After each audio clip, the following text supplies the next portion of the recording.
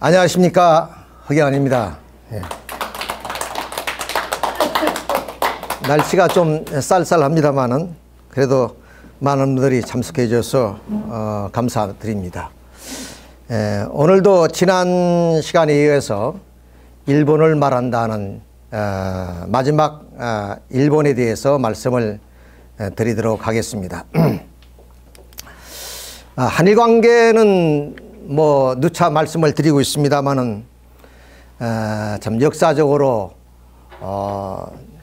얽혀진 부분들이 많이 있기 때문에 지금도 그 앙금이 다 가지 않은 채 있습니다. 정치적으로나 우리 사회적으로 이런 상황이 있습니다만은 문선명 총재님께서는 그 한일 관계를 이렇게 또 설명하고 그 문제를 풀기 위해서 그동안에 많은 노력을 해왔고 또한 그런 결실들이 이루어지고 있는 것을 우리가 볼 수가 있습니다. 일본을 어머니 나라다 이렇게 말씀을 하셨고 또 우리 한국을 아버지 나라다. 그러니까 이 부모 관계를 통해서 교체 축복 결혼식을 그동안에 수십 년 동안 해왔습니다.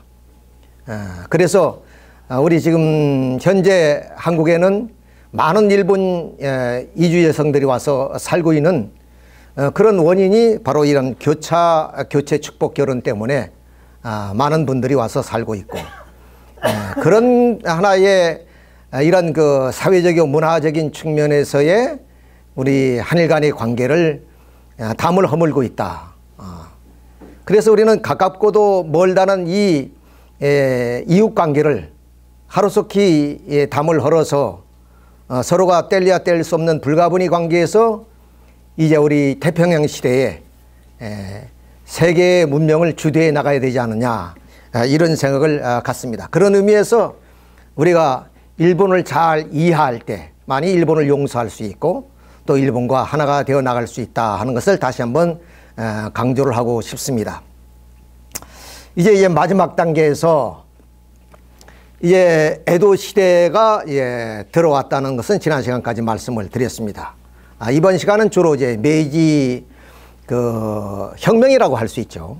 메이지 시대에 들어와서 일본 사회가 어떻게 변화되었고 그것이 어떻게 제국지로 흘러서 태평양 전쟁까지 이렇게 2차 대전까지 이어지는가 한 것을 좀 자세히 말씀을 드려보도록 하겠습니다.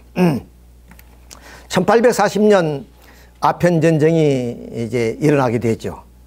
조만한 섬나라가 그래도 이 지구상에 좀 세계의 중심이라는 그 청제국이 몰락하는 그 단계가 바로 아편 전쟁이었습니다. 자, 이런 그 아편 전쟁을 보면서 이 동아시아가 모두가 다 충격에 빠지게 되죠. 말씀드린 것처럼 이 아시아의 맹주였고 또 이 세계의 중심이랬던 이 청나라가 이름도 없었던 그런 조그만한 섬나라에 의해서 그야말로 좀 무참하게 쓰러지는 것을 봤을 때 충격을 받지 않을 사람 아무도 없었죠. 자, 그런데 이 아편 전쟁을 통해서 그러면 이 좀 중국도 깨어나기 시작했고 또 일본도 역시 깨어나기 시작했고 우리 조선 사회도 뭔가 깨어나야 된다는 그런 목소리들이 이제 나오기 시작합니다. 그래서 이제 직접적으로 이렇게 전쟁을 통해서 서방 세력이 들어왔기 때문에 중국에서는 중체서용이라 해서 전통적인 중국의 그런 문화의 질서 속에서 서구 문물을 받아들인다. 이런 내용이. 그래서 양무 운동이 진행이 됐지만 결과적으로는 실패를 했습니다.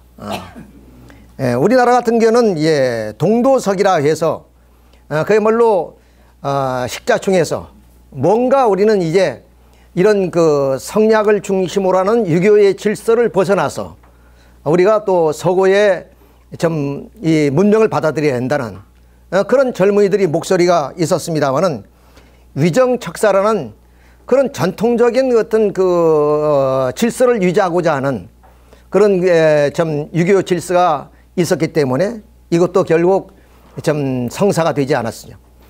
반면에 우리 일본 같은 경우에는 그 화원 양제라 그래서 자 전통적인 일본의 어떤 그 정신을 통해서 정통을 지켜나가면서 좀 서양의 문물을 받아들이자 하는 그런 하나의 운동이 있었습니다. 그것이 결국 그러면 조낭양의의 운동으로 나타났고 그래서 그것이 명치유신으로 가가지고 결국 일본이 근대화하는데 성공했다. 그러니까 이 동북아시아의 이 삼국이 변화의 몸부림을 쳤지만 즉 아편전쟁을 통해서 그렇지만 성공한 나라는 누구냐? 바로 중국도 아니고 우리 조선도 아니고 일본이었다. 그러면 일본이 어떻게 해서 그렇게 명치유신을 통해서 근대화로 재빠르게 갈 수 있었고 그래서 이 아시아의 맹주가 될 수 있었느냐 하는 내용을 우리가 이 시간이 한정되어 있기 때문에 자세히 이제 말씀은 드릴 수 없습니다만은 모든 것을 차례대로 알아보도록 하겠습니다. 자, 1947년 그러니까 40년의 아편전쟁이 일어났고 그로 인해서 일본 그 막부 정부는 세계의 정세를 흐름을 잇고 있었습니다. 이 지도가 바로 1947년도에 그려진 지도입니다. 자, 그러니까 이미 그 영국이 이 당시는 뭐 대영제국은 아닙니다만은 이 대항해 시대에 영국이 재빠르게 네덜란드와 함께 이렇게 서구 세력이 아시아 쪽으로 몰려온다는 것을 이렇게 알고 있었어요. 이렇게 감지를 하고 있었고 더욱이 이 좀 그 가마쿠라 시대를 넘어서 무르마치 시대 그 시대들 오다 노부나가 그 시대에 이미 이 1543년이죠. 이 좀 폴란드의 그런 그 무역선이 그 좀 폭풍에 의해서 이렇게 그 대지마라는 대지마가 아니죠. 다네카시마 얼른 그 기억이 안 났어요. 다네카시마라는 그런 섬으로 좀 그 폭풍을 맞아서 밀려왔습니다. 예, 그때 비로소 이 서구에 눈을 뜨기 시작했고 그래가지고 그 후에 이 나가사키 대지마라는 이것이 대지마입니다. 여기 예, 이 조그마한 지역을 문호를 개방해서 네덜란드하고 끊임없이 이렇게 무역을 해오면서 그 서구의 문화를 조금씩 받아들였습니다.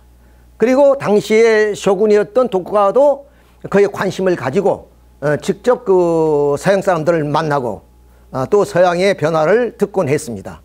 자, 그래서 바로 이 일본은 일찍이 16세기부터 바로 난학이라는 그 학문이 발달해서 뭐 예를 들면은 이렇게 우리 그 좀 의학이라든가 천문학이라든가 이런 것들이 이미 일본 사회에 스며들고 있었다.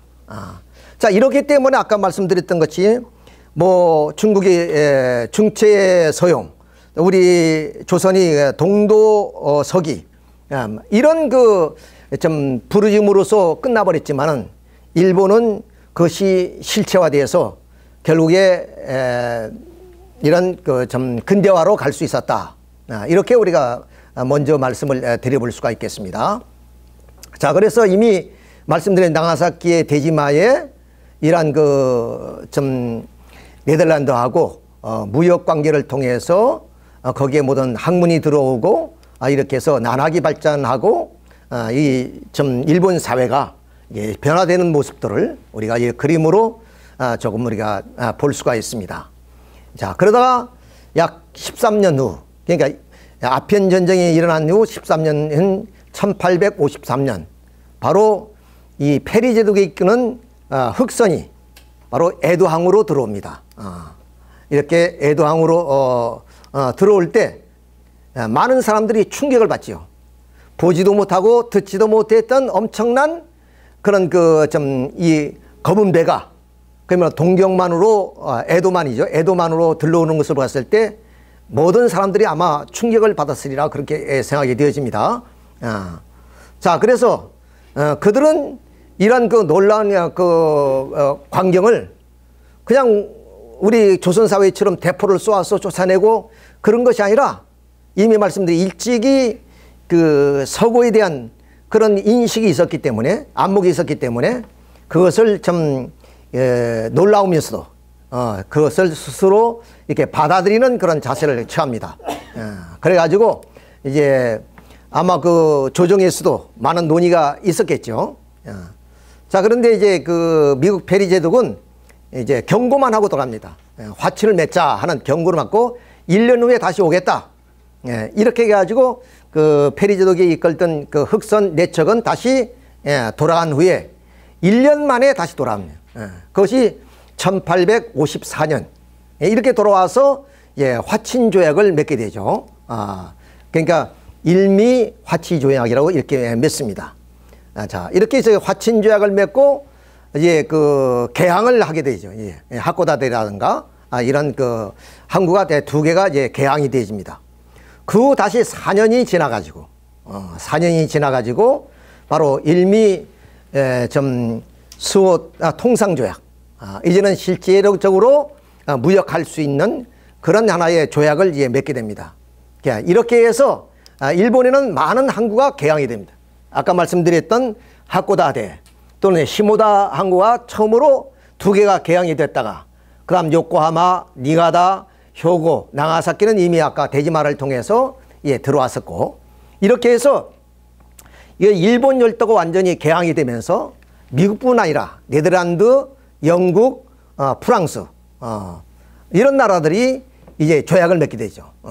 이렇게 조약을 맺어서 바로 이제 안세인 시대에 했기 때문에 안세인 5개국 조약이다. 이렇게.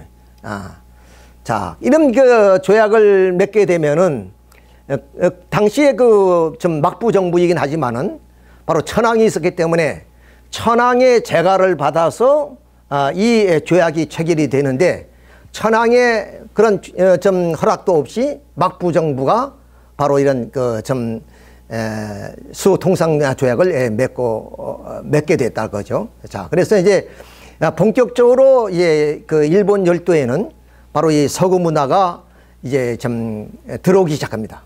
그래서 또 일본은 그야말로 그 세계를 향해서 좀 기지개를 펴는 그런 하나의 시대였다. 이렇게 우리가 말씀을 드릴 수가 있습니다. 자, 그러자 아까 말씀드린 것처럼 이제 그 국민들은 자, 천황이 계신데 천황의 뜻도 무시하고 이렇게 좀 막부가 이렇게 좀 서양 세력하고 통상조약을 맺은 것은 바로 막부 정부가 무릎을 꿇었다는 것으로 보는 거죠. 물론 불평등 조약이니까 그럴 수도 있겠습니다만은 어떻든 간에 이것이 바로 이제 그 개항에 반대하는 세력들이 개국 반대하는 세력들이 이제 하나의 명분이라고 말씀을 드릴 수 있죠. 자, 이런 명분을 가지고 결국 그 개국을 반대하게 되고 또 그것을 이제 그것을 통해서 새로운 어떤 국부를 만든 것이 존왕양입니다. 존왕양. 그러니까 천황을 높이고 그리고 좀 서양의 오랑캐를 물리친다 이런 뜻이 바로 그 존왕양인데, 그 말은 무엇입니까? 존양한다면 그것은 바로 지금까지 막부가 한 700년 동안 통치해왔던 그것을 이제 우리가 거부하고 우리가 있는 천황을 받들어 천황의 뜻을 따르겠다 하는 그런 뜻이겠죠. 근데 그런 그 존왕양의 뜻을 가지고 있는 번들이 어떠냐면 그 대표적인 것이 조수번, 희제번, 도사번, 사스마번입니다. 그러니까 일본 열도에서 남쪽에 있는 그런 번들이다. 이 번들이 어떤 번들이냐면은 바로 이제 도자마 번이라 그럽니다. 도자마반. 나중에 자세히 말씀을 드리겠습니다만은 이 에도를 중심으로 하는 막부 정부 직할령이 있고 친막부번들이 있었습니다. 그 친막부번들을 가리켜서 그것은 그 후다이묘라 그래요. 후다이 다이묘라고 그러고, 이 멀리 좀 적대적 관계를 가지고 있는 번들, 이 번들을 가리켜서 도자마 다이묘, 도자마 번이라 그럽니다. 다시 또 자세히 말씀을 드리면은 수차로 말씀을 드리는데 우리 조선 사회와 전혀 다른 그런 그 좀 정치 체제이기 때문에 이것을 누차 이제 말씀을 드립니다. 마침 서양의 봉건제도와 똑같은 상태예요. 예, 서양에는 뭐냐면 그 왕은 있었지만은 그 왕이 중앙집권적 힘을 가지고 전 세계 전국을 다스리는 것이 아니라 지방마다 바로 영주가 있어서 그 영주들이 다스리는 그 영역은 영주는 어떤 그 좀 사법권을 가지고 다스릴 수 있는 권한을 가지고 있어요. 그러니까 조그마한 하나의 나라라고 볼 수 있어요. 그것처럼 일본도 전국 약 한 260개 번이 있었는데 그 26개 번이 다이묘들이 다스려요. 다이묘들이. 그러니까 이게 좀 도쿠가 이에야스를 중심한 그 에도 막부라고 하지만은 그러나 그것이 중앙 집권 체제가 아니라 바로 이 봉건 체제였다. 이렇게 우리가 먼저 이걸 잘 이해를 해야 일본 역사를 좀 이해할 수 있어요. 우리 조선 시대처럼 생각해 보면 이해가 잘 안 돼요. 그러니까 이런 조수번이나 시제번이 이것이 바로 그 서양에 말하면 영주들입니다. 영주라고 이렇게 말씀을 드릴 수 있어요. 자, 이런 그 좀 이 도자마 그런 그 번들이 더욱더 이렇게 존왕양이를 부르짖게 되고 그리고 이런 그 개국에 대해서 반대하는 입장이 있다. 이렇게 이제 말씀을 드릴 수 있습니다. 자, 그런데 여기에 조수번을 우리가 좀 이게 눈여겨볼 필요가 있습니다. 이 조수번에는 이제 어떤 분이냐면 요시다 쇼인이라는 사람이 있어요. 이 요시다 쇼인은 국학자인데 이분은 이제 그 야마구치인데 여기요. 학이라는 곳에서 어디냐면 이 주쿠 이러면 이게 그 공부방이죠. 쉽게 말하면 공부방을 열었습니다. 우리나라는 뭐 좀 우리 조선 중기부터 이 성리학이 이제 좀 왕성하게 이제 뭐 조선 사회를 지배하는 그런 시대이기 때문에 서원이 뭐 그 통계가 정확한 건 없지만은 약 한 700개 정도 있었다 그래요. 근데 그것이 병폐가 심하다 보니까 대원군 시대에 47개로 이제 축소를 합니다.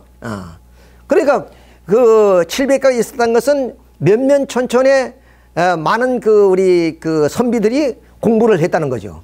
근데 이제 일본 사회는 사무라이들이 그 뭐 지배하는 사회니까 즉 무신 정권이니까 그 사무라이들이 무식하게 글을 모르는 사람도 많이 있었어요.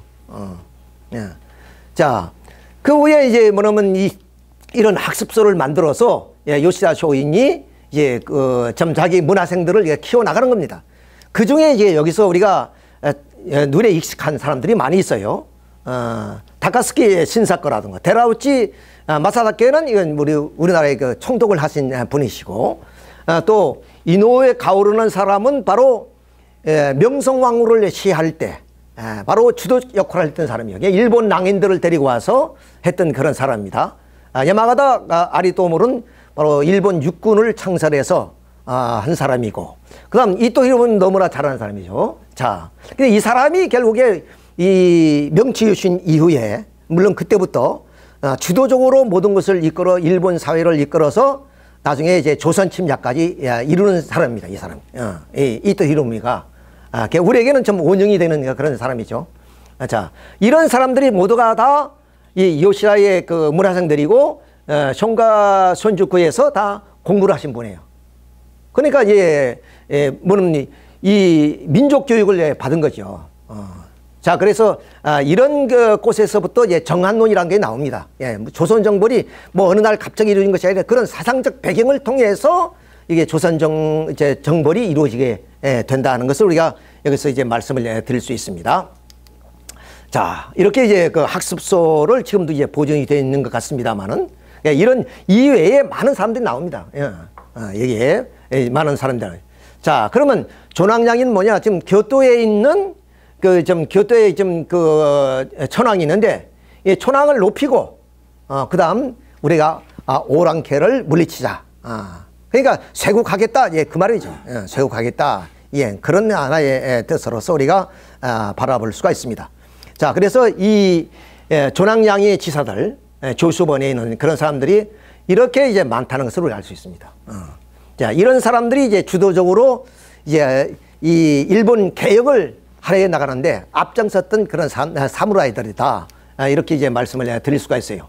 자, 이때 어떤 사건이 벌어지느냐 하면은 사건은 아니고 이제 그 독고가 이해사다라는 사람은 이제 그 13대 그 쇼군인데 이 쇼군이 좀 병약한 사람이에요. 좀 능력도 부족하고 몸도 이제 건강치 못하고. 근데 이제 후사가 없습니다. 자식이 없어요. 그러니까 물려줄 그런 자식이 없으니 이제 그 혈족 가운데 찾아야 돼요. 그 가운데서 바로 이에모찌라는 독고와 이에모찌라는 사람이 가장 가까운 친척이고, 그다음 조금 먼 그 혈족이 누구냐면은 요시노부라는 사람입니다. 독고와 요시노부라는 사람입니다. 이 두 사람이 이제 앞으로 이해사다를 대신해서 이제 일본을 이끌어갈 쇼군이 되는 건데, 누구를 쇼군으로 세우느냐 하는 것은 이제 하나의 관심사입니다. 다시 말하면 누구의 뒤에 서야 앞으로 내가 이제 뭐는 그 정권과 함께 할 수 있느냐 하는 게 관심사가 있는 것이죠. 자, 그래서 이제 이에모찌를 미는 그 파가 있고, 그리고 요시노부를 미는 파가 이제 나타납니다. 아까 말씀드렸던 후다이묘라든가 또 도자마 묘라는 그 얘기를 여기서 다시 한번 말씀을 드릴게요. 자, 요게 이제 진한 부분이 있고 또 아주 희미한 부분이 있고 하얀 부분이 있습니다. 근데 이게 그 진한 부분은 아주 에도막부하고 굉장히 친한 관계입니다. 아주 친한 관계고, 그래서 그 후다이묘, 친번 이렇게 합니다. 그 다음 이렇게 하얀 부분이 도자마 다이묘들인데, 이 사람들은 뭐 적대적 관계는 아니지만은 그러나 이 에도막부하고는 좀 소원한 그런 입장이 있어요. 그러니까 그런 사람들은 전부 다 변방에 있고, 결국에 그 독고가 이에야스를 중심으로 하는 그 에도막부의 친번들은 이렇게 가까이 두이는 거예요. 지금 뭐 예를 들어서 가마쿠라 막부라든가 무로마치 막부, 이런 막부들이 이제 결국에 망한 이유가 뭐냐? 이런 그 다이묘들이 반란에 의해서 결국에 무너졌거든요. 그러니까 그 정권을 유지하기 위해서는 어떠냐? 이렇게 그 에도막부하고 이제 가까운 쪽을 두고 변방에다 이렇게 도자마 다이묘도를 두었다, 이렇게 이제 말씀을 드리는, 이걸 설명하기 위해서인데, 자, 친번이라든가 후다이막 다이묘도를 누가 밀었느냐? 여기 이에모찌를 밀었어요, 이 사람이. 이에모찌를 밀었고, 그다음 도자마 다이묘들은 바로 요시노부를 밀었습니다. 자, 이것을 우리가 그러면 난기파라고, 이건 히도츠 바시파라 그럽니다. 히도츠 바시파. 이렇게 두 파벌이 생기게 되는 거죠. 자, 이때 제2인자가 누구냐? 원로이긴 하지만 제2인자가 바로 이나우스케라는 사람입니다. 이 사람이. 원로인데, 어떤 미국이라든가 5개국의 그 통상조약을 맺을 때도 이 사람이 주도적 역할을 했어요. 이 사람이 천황의 허가를 받지 않고 결국 그 조약을 맺은 그런 장본이라고 말씀을 드릴 수 있습니다. 근데 이 사람은 어떤 역할을 했냐면, 아까 말씀드렸던 독고와 이에사다 13대 쇼군이 병약해서 언제 죽을지 모르기 때문에, 우리가 흔히 그 왕이 그 조를 할 때 가장같이 유언을 받는 사람을 고명대신이라 그래요. 그 고명대신 같은 역할을 한 사람이에요. 그러니까 이 사람에게만이 다음에 14대 쇼군을 누구를 세워라. 이것을 이 사람이 들은 거예요. 이나우스케가. 이 나우스케가 결국 누구를 선택하느냐? 바로 독고와 이에모찌. 아까 친번들이 미는 이에모찌를 뭐냐면 쇼군이 그렇게 명했다고 하니까, 그렇게 해서 그 이에모찌가 14대 쇼군이 됩니다. 그건 잘 모르죠, 누가도. 의심스러운 점이 많이 있지만은, 그러나 반대파인 그런 도자마 다이묘들이 밀고 있는 그런 요시노부는 결국 반대파가 됐습니다. 그래서 이나우스케가 이 반대파를 숙청해요. 그 승척하는데 어떻게 되냐? 바로 이렇게 조낭양이, 조낭양이를, 그러니까 시간은 막부가 지금 하고 있는 그런 개방 또 개국을 반대하는 조낭양이 파들을 숙청하기 시작합니다. 그 대상이 누구냐면 아까 말씀드렸던 가장 극렬하게 조랑양이를 주장하는 사람들이 아까 뭐 사스마본, 조수본 이런 파들이에요. 이런 파들에 의해서 약 100명이 처형이 되겠네. 100명이 처형이 되고 여기에서 아까 말씀드렸던 이 요시다 쇼인이 여기서 벌거벗고 목 잘려 죽습니다. 이 사람이.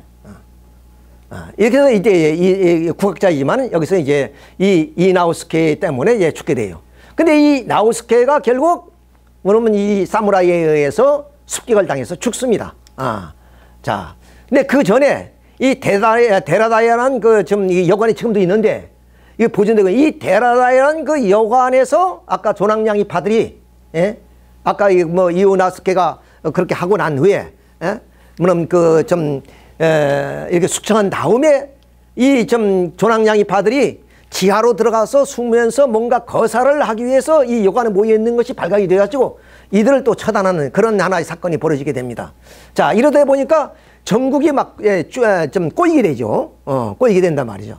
자, 이때 뭐냐면 이 나우스케가 죽고 사건으로 남은 사건이 벌어져요. 이게 아주 큰 사건인데 그러니까 제2인자가 죽은 거예요. 2인자가 살해됐단 말이에요. 자, 그러면 2인자를 살해한 그 사무라이는 누구냐 하면은 바로 아까 260개 번이 있었는데 그대에 미토번이라는 번이 있어요. 이 미토번의 그 다이묘가 지금 강군이 돼 있어. 이나우스케에 의해서. 그러니까 그 부하들인 사무라이들이 바로 이나우스케를 말하면 이 사쿠라다 문이라는 것이 마치 우리나라에 뭐 숭이문 도나문이 있듯이 이런 그 도성 안으로 들어가는 문인 것 같아요. 그 문 앞에서 일어난 하나의 사건이에요. 그래서 이나우스케를 여기서 이제 뭐냐면 겨울인데 좀 쉽게 하면 암살하죠. 죽입니다. 이렇게. 그래서 이나우스케가 이제 죽이니까 결국 뭐 이 좀 막부 정부의 2인자가 이제 쉽게 말하면 이런 변을 당했으니까 전국이 상당히 이제 긴장이 파고가 높아지는 그런 시대였다. 자, 그런 그 와중에 어떤 얘기냐면 개혁론이가 벌어집니다. 개혁론이. 근데 이 개혁이 어디냐? 아까 말씀드린 사스마본, 이런 그 도지마 그란 그런 그 번에서부터 이번 개혁 이야기가 나오기 시작해요. 자, 이런 와중 속에 그러면 그 사스마본은 여기죠. 아까 말씀드렸지. 자, 요거는 이제 조수본이고 여기는 희도본이고 이런데 요 사스마본. 예, 요 사스마본에서 이제 그 개혁인데 이 사스마본의 번주 쉽게 말하면 다임묘가 하는 것이 아니라 다임묘의 아버지 히사미츠라는 사람이 이 개혁을 주장하게 됩니다. 그러니까 지금 막부가 260년 동안 지금 유지하는데 이런 체제를 가지고 지금 시대가 변하는데 계속 그럼 막부가 이렇게 갈 수는 없다. 뭔가 막부도 시대의 흐름에 따라서 그러면 좀 개혁을 해야 되지 않느냐. 그 부르짖음이에요. 그것이 뭐냐면 다이묘도 아닌 다이묘 아버지가 히사미츠라는 사람이 1000명을 이끌고 어디로 가느냐면 교토로 가요. 천황이 있는 교토로. 그러니까 1000명이라는 사람이 갔다는 것은 뭐냐면 이 막부가 전성기에는 그건 뭐 있을 수 없는 얘기예요. 그러잖아요. 1000명이 움직인다는 것은 뭔가 변을 일으키기 위한 것이라고 볼 수 있기 때문에 일섬령은 그만큼 아까 말하면 제2인자가 살해되고 막부 정부가 이제는 어떤 그 쇠약의 길로 가고 있다. 이것을 이제 입증해주는 내용이라고 말씀을 드릴 수 있습니다. 자, 그래서 이제 오사카를 거쳐서 이제 교토로 이제 들어갑니다. 교토로 들어가서 이제 그 천황한테 이 막부의 개혁을 이제 주장하게 됩니다. 그러니까 이제 천황이 결국에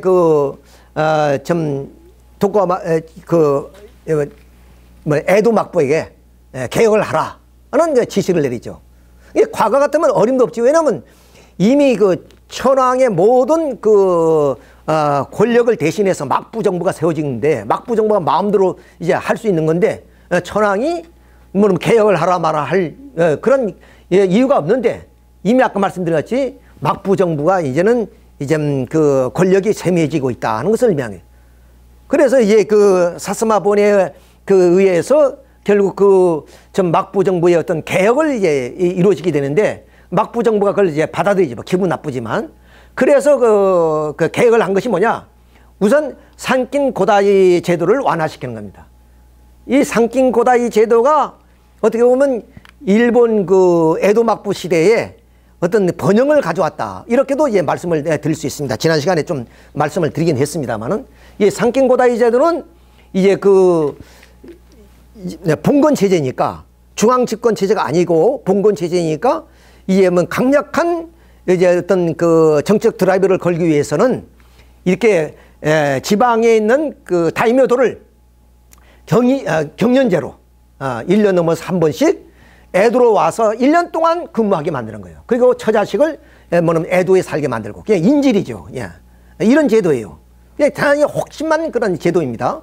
자, 이런 제도를 좀 완화해서 3년에 한 번, 뭐 경연제로 1년에 한 번씩 하던 것을 3년에 한 번 하되, 일본 그 에도의 체류 기간을 100일로 하는 거. 그리고 처자식은 이제 자기의 본으로 돌아가서 생활할 수 있도록 이렇게 이제 완화를 합니다. 이거 개혁을 통해서. 그리고 이제 우리는 그 서양의 문화를 받아들인다. 그래서 이제 그 서양의 유학자들 보내게 되고, 또 군사개혁. 그러니까 서양식 병제에서, 그러니까 징병제도 뭐냐면 도입하게 되고, 또 복식, 그런 전통 어떤 의식 이런 것들이 간소화되는 그런 하나의 개혁을 우리는 분기후 개혁이다 이렇게 합니다. 이 개혁을 이제 막부 정부가 받아들여요. 그렇게 합니다. 이제 그걸 이제 마치고 히사미스가 자기 고향으로 돌아올 때 하나의 사건이 벌어집니다. 그 사건이 바로 남아무기 사건이라고 하는데, 이거 한자로 하면 생자예요. 생자. 무기란 것은 보리맥자예요. 네. 생맥.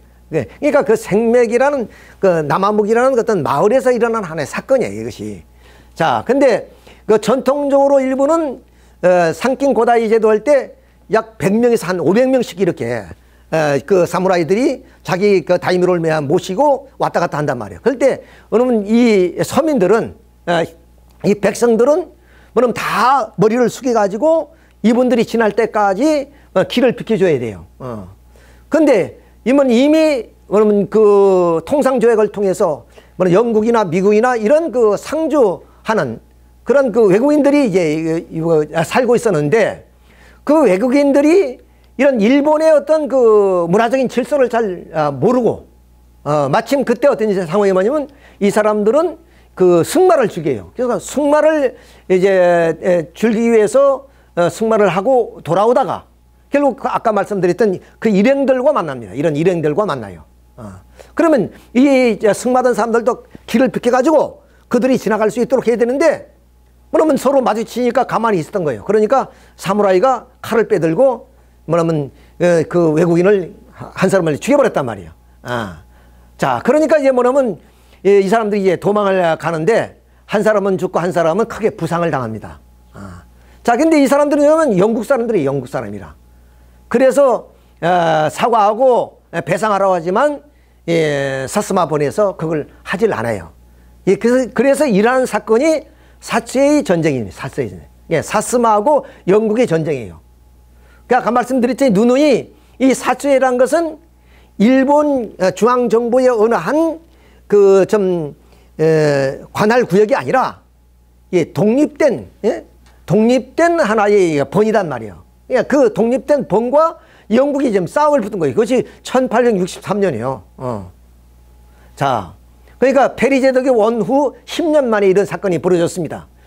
자, 그래서 이 사스마본이 여기에요. 이 사스마본에서 이제 영국하고 싸움이 붙은데, 영국의 좀 함대, 7함대가 이제 와가지고 이 사스마본에서 전쟁을 합니다. 그러니까 서양의 그런 무력을 가지고 이 조그마한 본이 대항할 수 있겠습니까? 대항할 수. 그렇지만 영국에도 피해가 있었어요. 왜냐하면 이 조그마한 이 번을 무시하고 그야말로 이제 왔다가 좀 당하긴 했지만, 결국에 이 사스마본이 이제 뭐는 손을 들지요. 이로 인해서 어떠냐, 사스마본이 느낀 것이 있어요. 존왕양의를 부르짖다가 양의를 해서는 안 되겠다. 우리도 서양 문화를 받아들이지 않고서는 그들과 힘을 겨룰 수가 없다. 이것을 아주 전쟁을 통해서 통쾌하게 느낀 겁니다.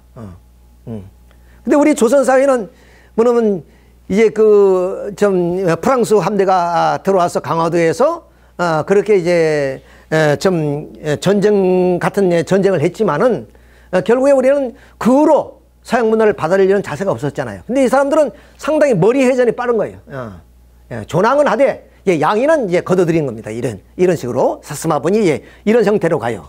이렇게 해서 결국 전쟁은 이제 끝이 나고 이제 배상금을 지불하는데 사스마본이 그 배상금을 다 지불할 수 없어 돈이. 그래서 막부 정부로 또 빌려다가 그거를 이제 배상을 합니다.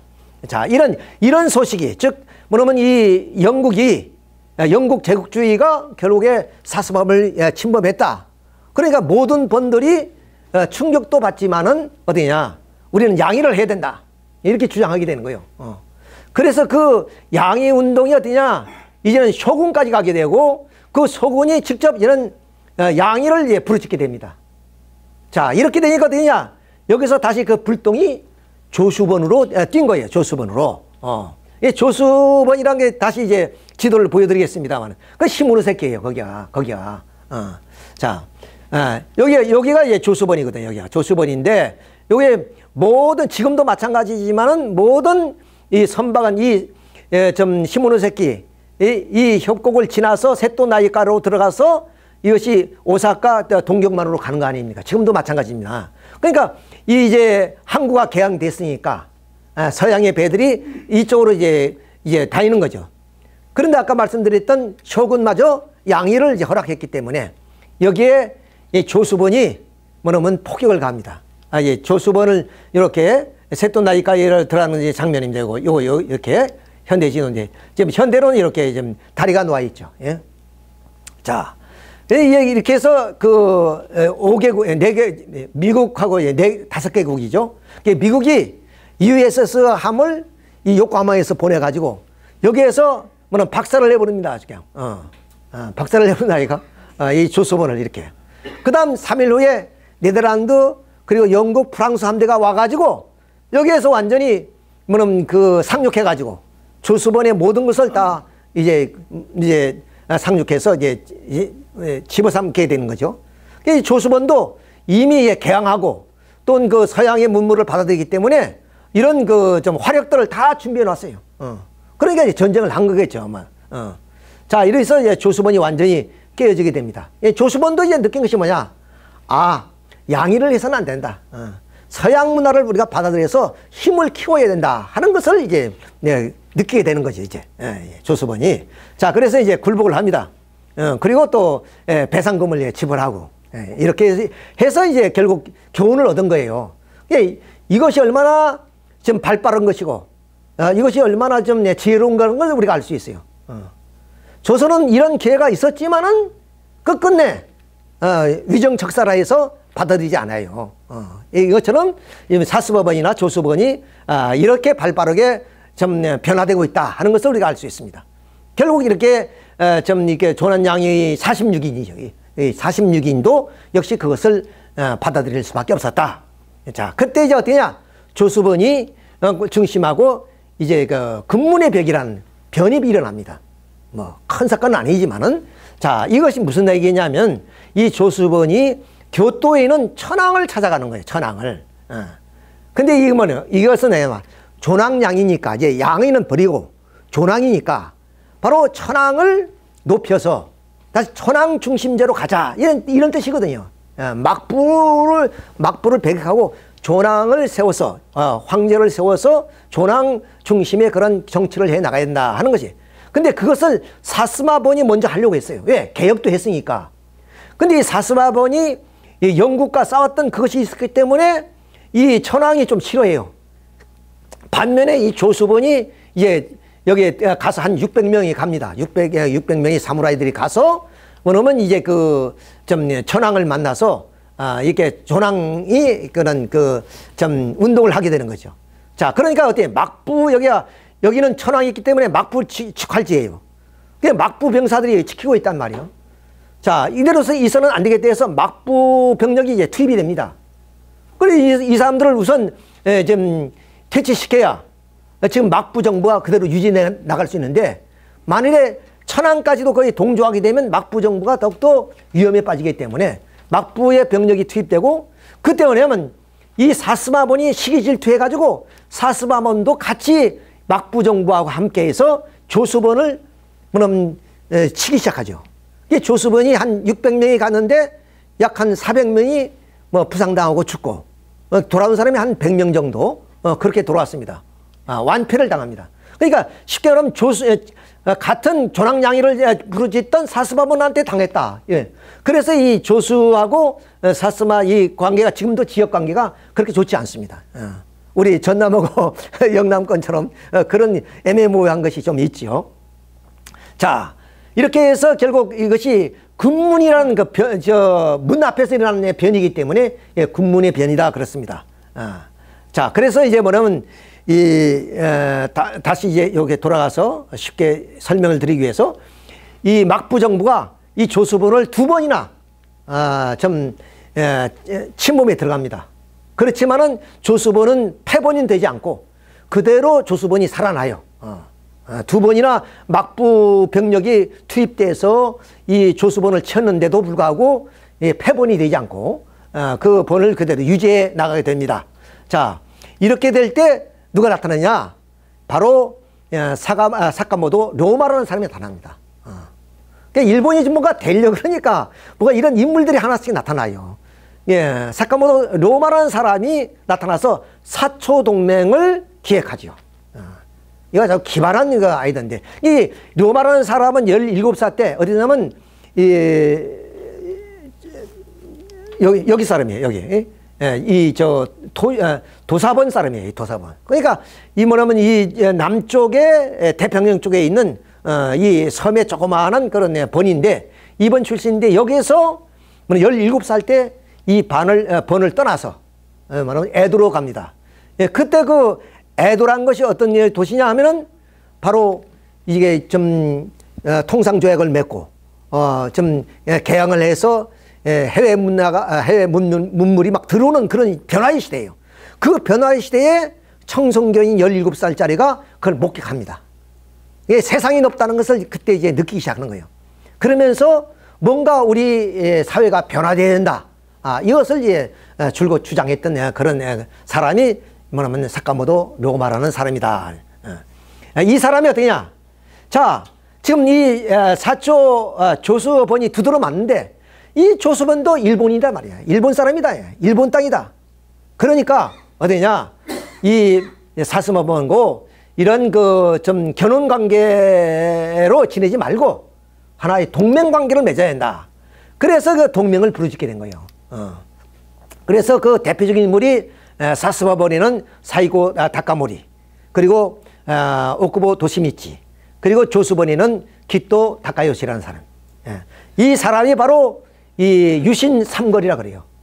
명치 유신을 이끌었는데 주도 역할을 한 사람이다. 이렇게 볼 수 있어요. 이 세 사람을 앉혀놓고 그러면 료마가 지금 흥정을 하고 있어요. 어떻게 할 것이냐? 아니 저 조수도 일본 땅이 아니냐? 그러니까 우리가 하나가 돼서 막부를 타도하자.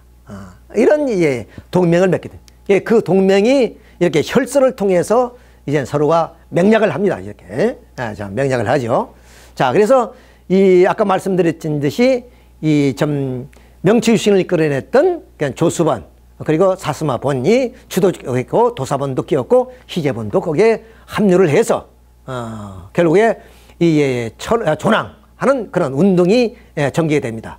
자, 그래 도사본의 이제 그 다이묘를 만나서 로마가 만나서 이제는 막부 정부에 뭐냐면 국민의 뜻을 전해달라고 이렇게 이제 하게 되죠. 자, 그것이 뭐냐면 건백서입니다. 그러니까 이 건백서란 것은 뭐냐면 이 건의서에 보다도 또 정중한 그런 그 의미라 그래요. 정중한 그 명칭을 붙여서 뭐냐면 이제 그 에도 막부 정부에 이것을 올리게 되죠.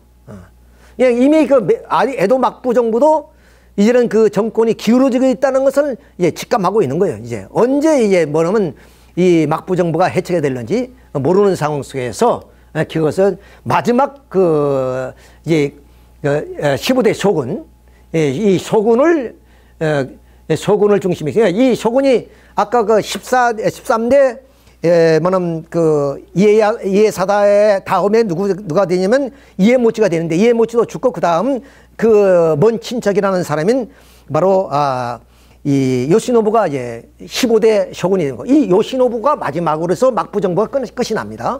자, 그 마지막 강요회예요. 강요회.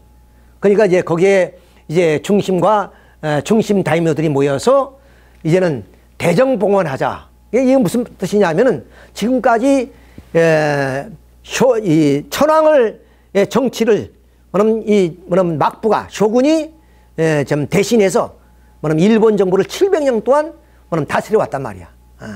그 모든 뭐냐면 정치를 뭐냐면 천황에게 돌려준다. 대정봉환이에요.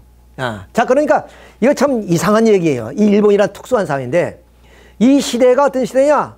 서구도 이제 근대 국가로 가는 거예요. 그러니까 뭐냐면 절대 군주에서 어떠냐? 이제는 민주사회로 가는 겁니다. 그렇죠? 그래서 프랑스 혁명이 일어났고, 영국의 명예혁명이 일어났고, 그 다음, 미국의 독립운동이 일어나서 미국이 독립하고, 이렇게 근대 국가로 가는데, 다시 여기는 절대 군주제로 가는 거예요. 쉽게 말하면. 좀 이상해. 그러니까 이것이 바로, 일본이 어떠냐. 아까 말하면, 외혼 양제라 그랬죠. 그러니까 일본의 혼을 가지고 바로 서양의 뭐는 그 기술을 받아들이자 하는데, 아까 말씀드렸던 중국은 중체 서양, 우리는 동도 서양 이렇게 했는데 모두가 실패했잖아요. 근데 일본이 왜 성공했냐? 이런 변화. 다시 말하면 중국이 양무운동까지 했어요. 그러니까 서양의 기술을 받아들여서 뭐냐면 이렇게 좀 기업의 발전을 하려고 했는데 안 된 이유가 뭐냐면 반드시 개방은 개혁이 따라야 돼요. 개혁이 따라야 돼요. 정치적 개혁이 없이 그냥 사회적인 하나의 문호만 개방한다고 되어지는 거잖아요. 그러니까 중국이 실패를 한 겁니다. 근데 일본은 이렇게 뭐냐면 개국을 하면서 그 때를 따라서 이렇게 대정봉환이 이루어져서 이것이 명치유신으로 갔기 때문에 일본은 성공했다. 근대화를 가는데 성공했다. 그러니까 개방 개혁이 같이 이루어졌다 이렇게 볼 수가 있습니다. 어떻게 보면은 자, 왜 일본 북한이 뭐냐면 좀 개방을 하려고 얼마나 노력했어요. 근데 왜 개방이 안 되느냐? 낮은 선봉 지역에 그야말로 우리가 원자력 발전소 지으려 했고, 그다음 많은 외국 자본들이 들어가려고 했는데 안 되는 이유가 뭐냐? 개혁이 안 되니까 안 되는 거예요. 그러니까 반드시 개방은 개혁과 같이 따라가야만이 되는 건데, 그래서 이제 이 일본이 그런 의미에서 개방 개혁이 이루어져서 이것이 명치유신으로 근대화로 갈 수 있었다. 이렇게 마지막 이게 회의를 마치고, 그 다음 이제 대정봉환을 천황 때 이제 직접 바치기 위해서 이 쇼군이 가는 겁니다. 이렇게 가서 이제 그것을 바쳤어요. 그럼 모든 정권은 이제는 천황한테 온 겁니다. 천황이 모든 것을 이제 국정을 운영해 나가는데, 여기서 이제 에도 막부가 어떤 생각했냐? 자, 정치를 하면 천황이 혼자 할 수 없는 것이다.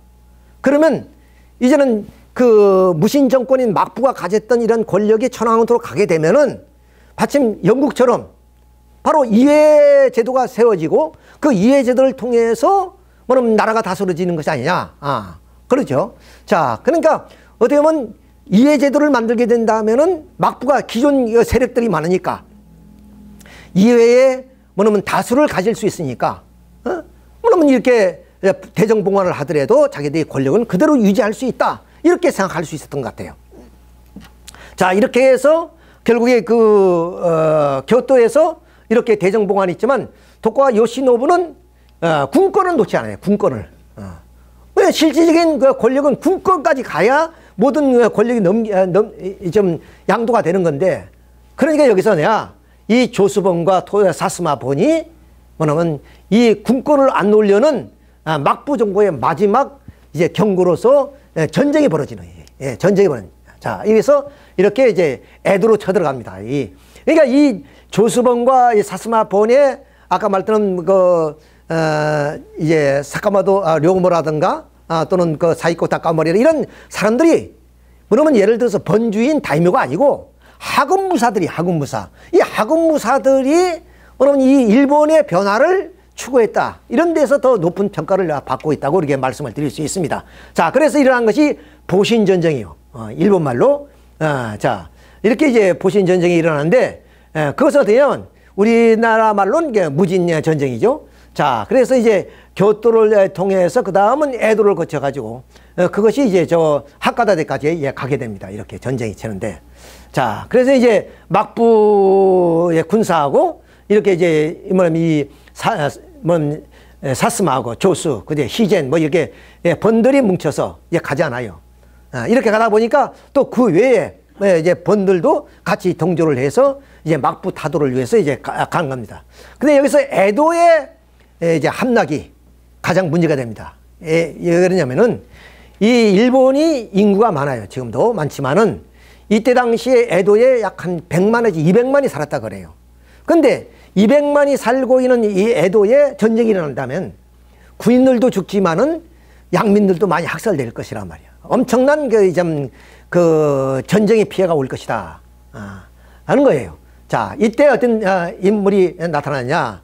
여기 대단한 인물이 나타나요. 자, 이 그림 다시 지도를 보면 이렇게 이제 교토를 중심으로 해서 세 갈래로 이제 나가서 이제 뭐냐면 침번하고, 그러니까 후다이며 이 에도 막부하고 가까운 남본도고 싸워 나가는 거예요. 계속 싸워서 하카다데까지 가는 겁니다. 근데 여기 이제 뭐냐면 에도로 들어가는데 이 에도 싸움이 대단히 중요하단 말이야. 아까 말씀드렸지. 자, 왜 중요하냐? 자, 사이코 다카모리가 갑니다. 누구를 만나러? 제2인자인 가스 가이쇼를 만나러 갑니다. 가스 가이쇼가 제2인자예요. 쇼군의. 이 사람을 만나서 지금 우리 조랑파들이 몰려오고 있는데 어떻게 할 것이냐? 싸울 것이냐? 화친할 것이냐? 이런 이제 논쟁을 합니다. 근데 이 가스 가이쇼가 대단히 명석한 사람이고 좀 덕망이 있는 사람이에요. 결국은 싸우지 않고 화해를 해서 정권을 물려주는 쪽으로 이렇게 대화가 되어집니다. 그 대신 뭐냐면 이 쇼군과 그 쇼군에 있는 사람들을 어떻게 안정하게 정권을 물려주느냐, 이런 논의가 되어진 거죠. 자, 이렇게 사이코 다카모리가 가스 가이쇼를 만나서 이 회담이 성공했기 때문에 결국 에도성의 함락이 무혈입성으로 됩니다. 무혈입성. 마침 영국의 명예혁명처럼 이렇게 싸우지 않고 천황이 바로 이렇게 무혈입성을 할 수 있게 됐다. 자, 이 사람이 가스 가이쇼입니다. 그러니까 메이지 유신숙의 이름이 날려 있지는 않지만은 이 사람이 그 판단력이 말하면 결국에 이제 피를 흘리지 않고 결국 막부 정부에서 좀 메이지 정부로 이렇게 넘어갈 수 있는 그런 일이 있을 수 있었다. 이렇게 이제 우리가 말씀을 드릴 수가 있습니다. 자, 그래서 이런 에도 무혈 입성에 있어서 이제 천황이 바로 교토에서 에도로 가는 그런 하나의 장면입니다. 이렇게 이제 장면을 우리가 여기서 볼 수가 있습니다. 자, 그다음 이제 고메이 천황이 돌아가시고 바로 이게 명치 천황이 들어섰죠. 명치 천황은 유신을 했기 때문에 근대적인 복장을 하고 이제 뭐냐면 오개조를 선언합니다. 그 오개조가 뭐냐면은 바로 그 패번. 그러니까 이제 지금까지 막번 체제로 운영했던 그런 그 지방의 다이묘 체제를 완전히 없애는 거예요. 그래서 현으로 이제 바꿉니다. 현. 이름을 바꾸죠. 그러니까 쉽게 말하면 이제 봉건 체제에서 중앙집권 체제로 이제 돌아오게 되는 거죠. 그 다음 이제 신분제도. 우리나라도 마찬가지지만 이 신분제도를 이제 폐지하는 거죠. 신분제도를 폐지하고. 또 이제 사무라이들이 뭐냐면 이제 이제 군인이 아니라 이런 징병제를 통해서 이제는 징병제가 이루어지게 되고, 이런 그 대변화가 벌어집니다. 명치 유신을 통해서. 자, 그래서 일어난 것이 1868년에 명치 유신이 일어난 것이다. 이때부터 일본세는 급격한 서양의 그 기술과 문화를 통해서 우리 아시아의 명주가 되어지는 그런 과정입니다. 자, 여기서 뭐냐면 그 사무라이들이 결국은 명치 유신을 이끌어냈어요. 근대화를 가는 길을 털어놨다. 사무라이들이. 근데 소외되는 건 누구냐? 사무라이들이 소외됐다. 여기에 뭐냐? 여기에 문제가 있었던 거예요. 여기에 문제가 있었던 거예요. 이것 때문에 다시 한번 전쟁이 일어납니다만은, 자, 이 사람들이 근대화로 가는 길을 열어놨는데 진작 수혜를 받지 못하고 다른 사람은 소외받고 이 사람들은 오히려 소외를 받게 되는 것이다. 이런 얘기예요. 자, 그래서 이제 아까 말씀드린 왜 사무라이들이 뭐냐면 소외를 못 받느냐?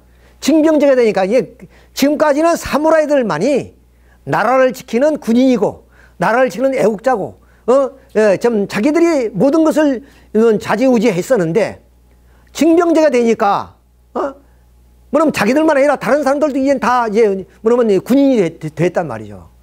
그러니까 자기들의 기득권을 이제 내려놓아야 되는 그런 하나의 불만이 생기기 시작합니다. 불만이 생기. 자, 그래서 이제 여기서 어떤 나오냐면 이제 정한론이 나와요. 조선정벌론이 나오게 된단 말이에요. 조선정벌이. 자, 왜 그러냐면 사이코 다카모리가 자기 부하들 그리고 사무라이들이 이제는 칼을 다 내려놓고 자기들이 근대화의 모든 길을 털어놨는데 이제는 수혜를 받지 못하고 소외가 됐으니까 이 사무라이들을 어떻게 할 것이냐.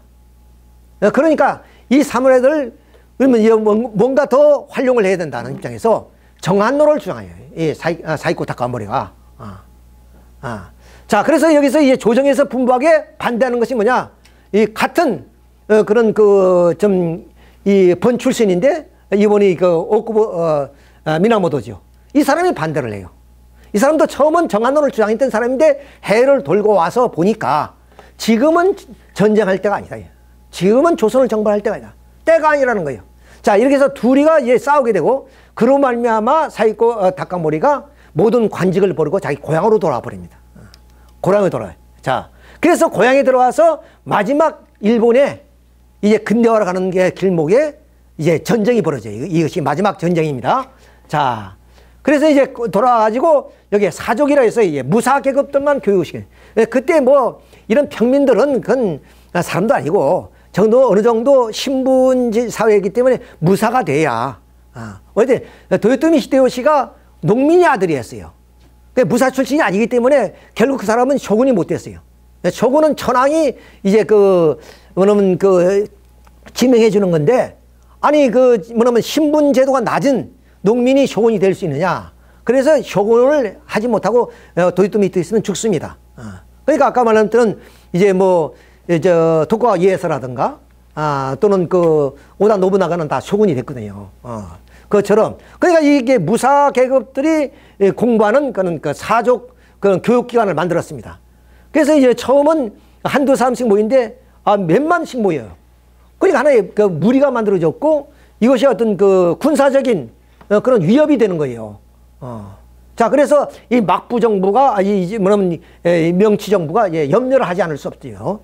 경계를 하게 된다. 경계를 하게 돼. 자, 그러다 보니까 되냐? 패도령이 나와요. 패도령이. 그건 뭐냐? 칼을 가진 그런 무사들 이제 칼을 다 내려놓으라 이거야. 그러면 일본은 700년 동안 칼을 가지고 정치를 했는데 우리나라 조선은 붓을 가지고 정치를 했어요. 그렇잖아요. 그러니까 근본적으로 다르죠.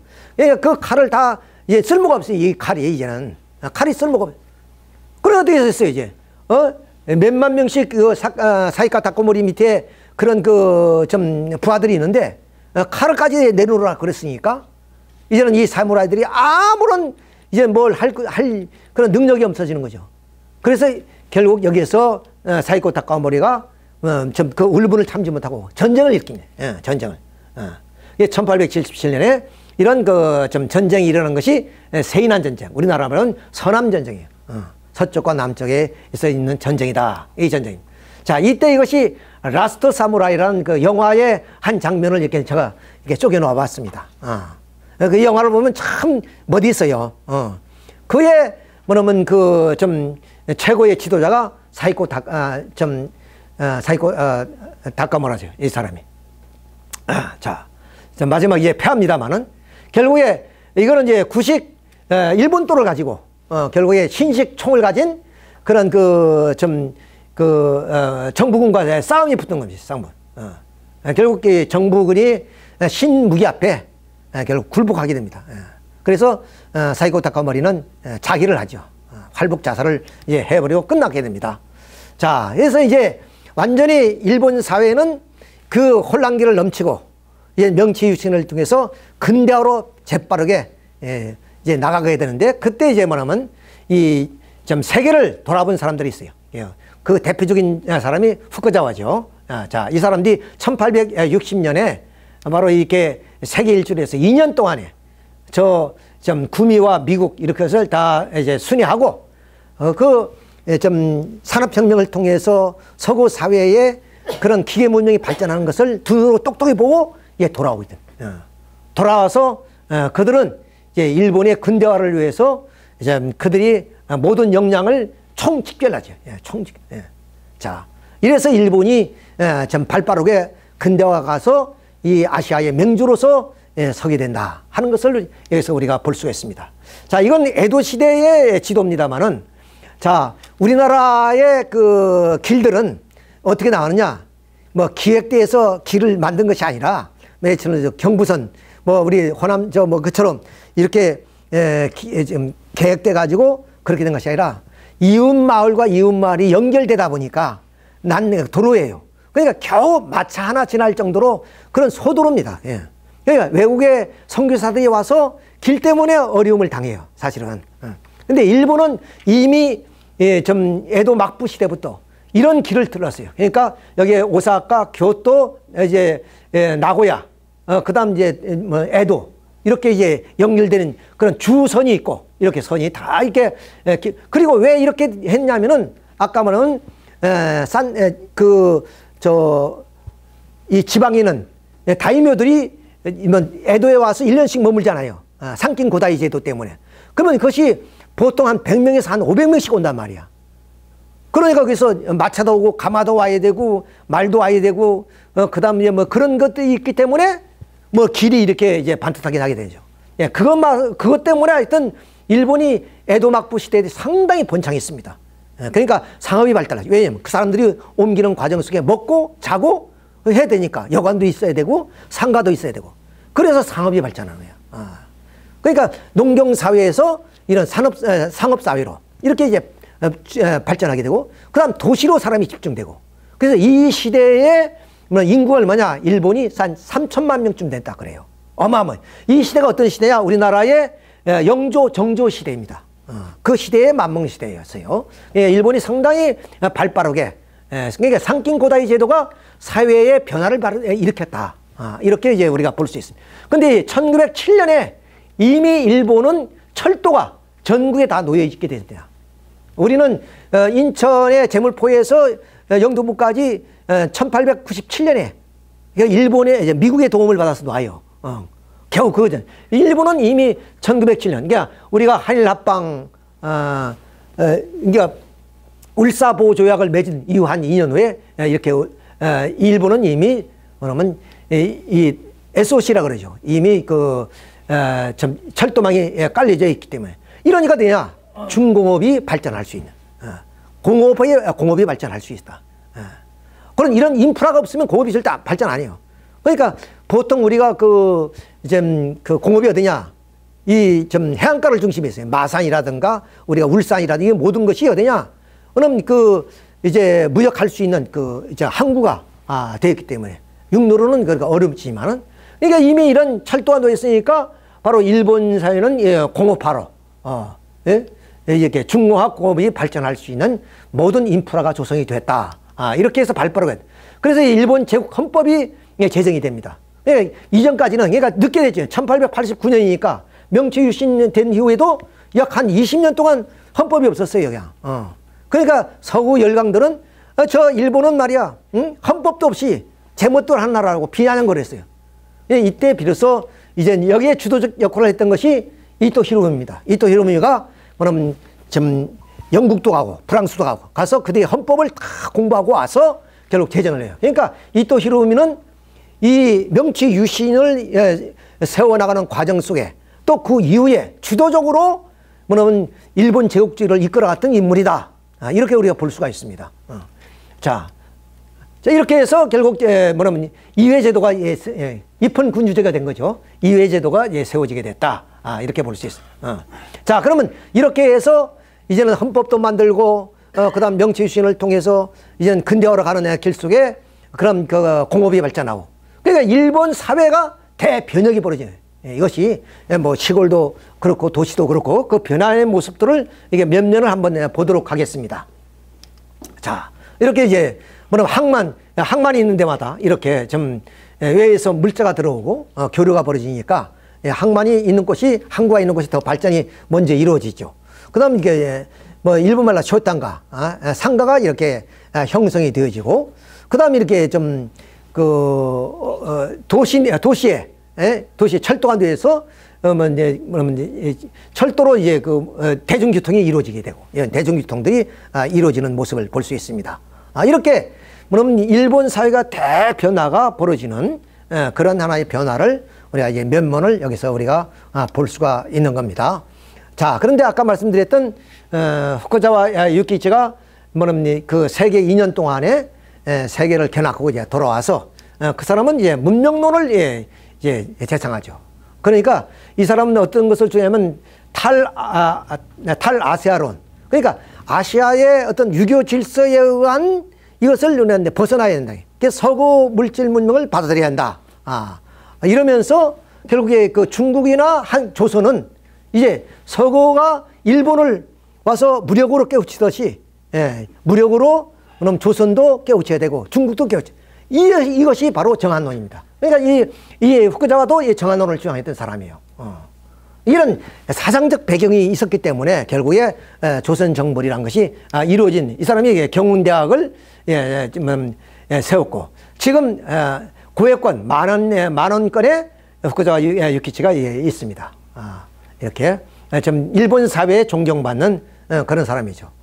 그러니까 결국에 이 국민 계몽가를 그러니까 정치, 경제, 사회가 뭐냐면 변화되어야 한다. 어떤 식으로 과거의 유교의 질서에 의해서 공자를 맹자를만 할 것이 아니라 이제는 문호를 개방해서 서구 문화를 받아들여야 된다.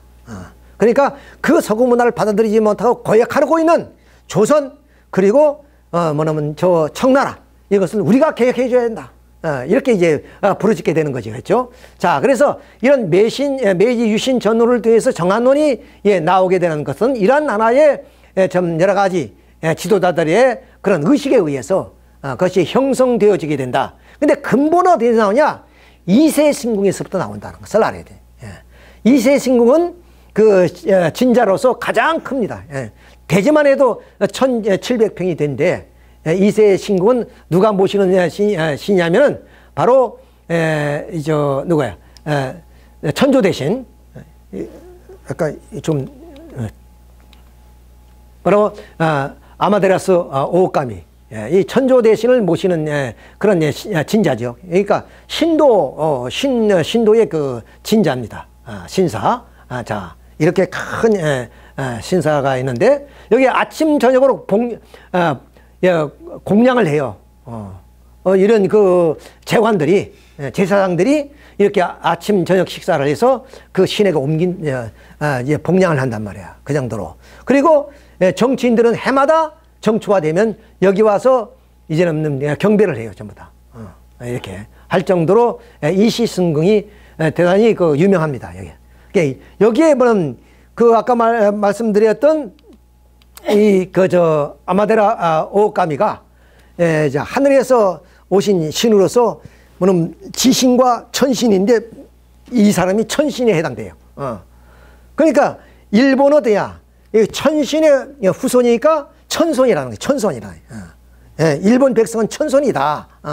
그러니까 이 천손이 세계를 다스려야지. 그렇지 않겠어요? 천손이 지금 조선이나 뭐 중국의 왕이란 것은 그건 인간이 세운 왕이고 하늘이 뭐는 그 천손의 왕을 다스려야 한다.